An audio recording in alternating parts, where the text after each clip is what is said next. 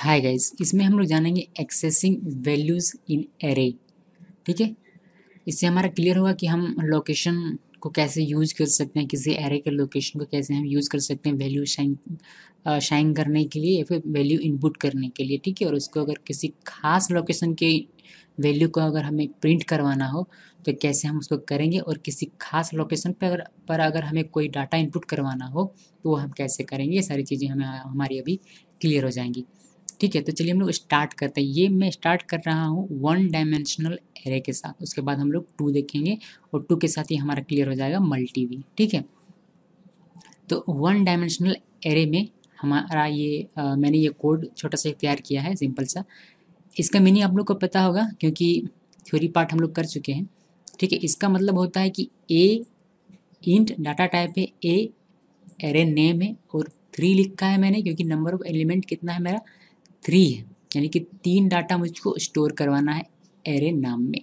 और जब हम 3 लिखते हैं तो इसका मतलब क्या होता है कि हमारा 3 लोकेशन क्रिएट होता है। लोकेशन किस तरह से क्रिएट होता है, यानी कि सबस्क्रिप्ट जो हमारा क्रिएट होता है वह किस तरह से होता है। एक होता है A0 जहाँ हम एक डाटा स्टोर कर सकते हैं, एक होता है A1 जहाँ एक दूसरा हम लोग डाटा स्टोर कर सकते हैं, एक होता है A2 जहाँ हम लोग एक तीसरा डाटा स्टोर कर सकते हैं। तो ये इसका एक्चुअल में लोकेशन है। ठीक है। इसका मेन परमानेंट लोकेशन जो है वह यही है, A0 A1 और A2।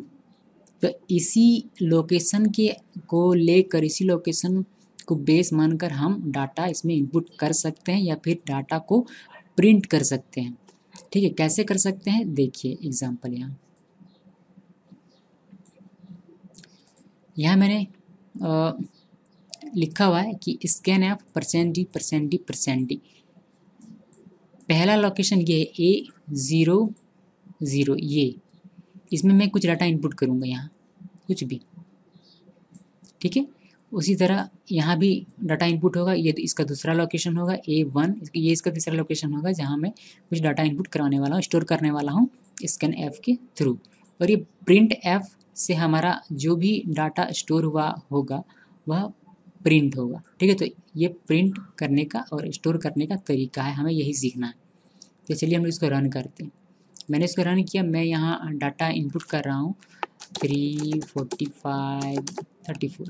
तो ये मुझे ये डाटा स्टोर हो गया और ये मुझे आउटपुट दे रहा है कि 345 और 34 आपका आपने जो इंटर किया हुआ है। ठीक है। तो ये क्लियर हो गया कि एक्सेस कैसे करना है। एक्सेस हम करेंगे एरे के वैल्यू को कैसे एक्सेस करते हैं, उसके लोकेशन के थ्रू हम लोग एक्सेस करते हैं। ठीक है। आई होप कितना क्लियर हो गया होगा। अभी अगर मैं कहूँ कि आप ए, इसको हम लोग पहले हटा देते हैं। ठीक है। हाँ, अभी मैं अगर कहूँ आपसे कि ये जो आपने इंट एरे 3 सबस्क्रिप्ट देकर आपने ये जो क्रिएट किया है, जो भी आपका क्रिएशन हुआ है यहाँ, इसमें आप कीजिए कि आपका जो लोकेशन है A2, उसमें आप डाटा इनपुट करवाइए 64। तो आप कैसे करोगे, सिर्फ एक ही करना है, इसी लोकेशन पर मुझे डाटा चाहिए कितना 64। तो देखिए इसको कैसे किया जा सकता है। हम लोग इसको %d हटाएंगे और चूँकि इसको चाहिए कहाँ A2 में, जैसे कि इसने मुझसे कहा कि A2 में 64 चाहिए, तो ये A2 हम लोग इस तरह से हम लोग इसका डाटा स्टोर करा सकते हैं। A2 में सिर्फ एक लोकेशन पर ही डाटा स्टोर होगा, न कि सभी पर। ठीक है। अगर यही चीज़ अगर ये फिर से कहे कि ठीक है आपने डाटा स्टोर करवा दिया 64, ठीक है, लेकिन आप इसको प्रिंट भी करके दिखाइए। ठीक है। आप प्रिंट कीजिए कि आपने A2 में क्या डाटा स्टोर किया हुआ है, क्योंकि आपने डाटा स्टोर किया मुझे तो नहीं दिखा, वो तो डाटाबेस में चला गया, मुझे पता नहीं कि कहाँ क्या हुआ। आप मुझे प्रिंट करके दिखाइए, स्क्रीन पर प्रिंट होना चाहिए। तो उसके लिए आप क्या करोगे, आप ये दोनों आपको हटाना पड़ेगा और यहाँ से आप से कितना करना है, बस ये जो लोकेशन होगा यहाँ जो भी डाटा स्टोर होगा वो आपको आउटपुट में दिखेगा। देखिए कैसे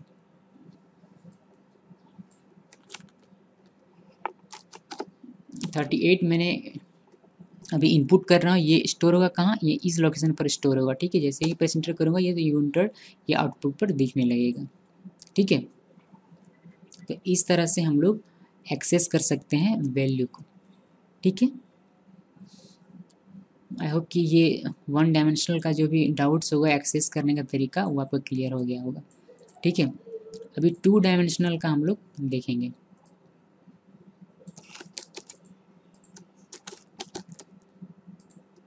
देखिए टू डायमेंशनल में क्या होता है, दो सब स्क्रिप्ट होते हैं। जब दो सब स्क्रिप्ट होते हैं तो इसका लोकेशन का जो डाटा बनता है वह किस तरह से बनता है, लोकेशन कैसे क्रिएट होता है इसका, वह देखिए। पहले तो आपको नंबर ऑफ एलिमेंट निकालना पड़ेगा कि नंबर ऑफ, आपने यहाँ 2 लिखा, यहाँ 3 लिखा, आपको यहाँ से 2 नंबर ऑफ एलिमेंट्स मिलेंगे, यहाँ से नंबर ऑफ एलिमेंट्स 3 मिलेंगे। इसमें टोटल एलिमेंट्स कितने हैं ये निकालने के लिए आपको क्या करना है, सिंपली आपको दोनों को मल्टीप्लाई करना पड़ेगा। जैसे आप मल्टीप्लाई करोगे तो आपको पता चलेगा कि मल्टीप्लिकेशन है 6, यानी कि आप इसमें कुल मिलाकर 6 एलिमेंट्स स्टोर कर सकते हैं। अब ये स्टोर कैसे करता है, ये एलिमेंट्स जो स्टोर कैसे करता है वह देखिए। ये ए एरे नेम है, अगर ये 3 नहीं होता, ठीक है, तो ये सिर्फ 2 होता, तो हम लोग जानते हैं कि ये क्या करता, ये इस तरह से लोकेशन क्रिएट करता, A0 A1, ये लोकेशन ये क्रिएट करता अगर ये 3 नहीं रहता तो। लेकिन यहाँ 3 है, ठीक है, 3 है मीन्स ये जो है ये रिस्पॉन्सिबल होता है रो के लिए और ये रिस्पॉन्सिबल होता है कॉलम के लिए। यानी कि आपका यहाँ 2 लिखा हुआ है तो यहाँ आपको 2 रोज मिलेंगी, यानी कि 0 1 रो मिलेगा, और 3 लिखा हुआ यानी कि आपको 3 कॉलम्स मिलेंगे, यानी कि 0 1 और 2, 3 कॉलम्स मिलेंगे। ये तीनों कॉलम्स हैं और ये दोनों क्या है, रोज हैं। अभी आप यहाँ कोई भी डाटा इनपुट करवा सकते हैं। देखिए कैसे, मैं यहाँ इनपुट करवाने वाला हूँ 24 26 28 40 42 44, ठीक है। तो ये जो डाटा इनपुट हुआ, तो अगर तो आपको ये पता होना चाहिए कि ये जो 24 इसमें डाटा इनपुट हुआ इसका एग्जैक्ट लोकेशन क्या है एरे में, ठीक है। तो इसका लोकेशन हम लोग इस तरह से निकालते हैं। देखिए ये A0 0 0 0 कहाँ से है, ये देखिए ये 0 रो 0 कॉलम, ठीक है। इन दोनों से ये हमारा ये यहाँ क्रिएट हुआ है, ये डाटा हमारा स्टोर है कहाँ, इस लोकेशन पर स्टोर है। इसी तरह अगर हम 26 का निकालना चाहते हैं तो हमें यहाँ से देखना पड़ेगा ये रो और ये कॉलम, ठीक है। तो ये हो जाएगा हमारा 0 1, यानी कि 26 हमारा स्टोर होगा कहाँ, A0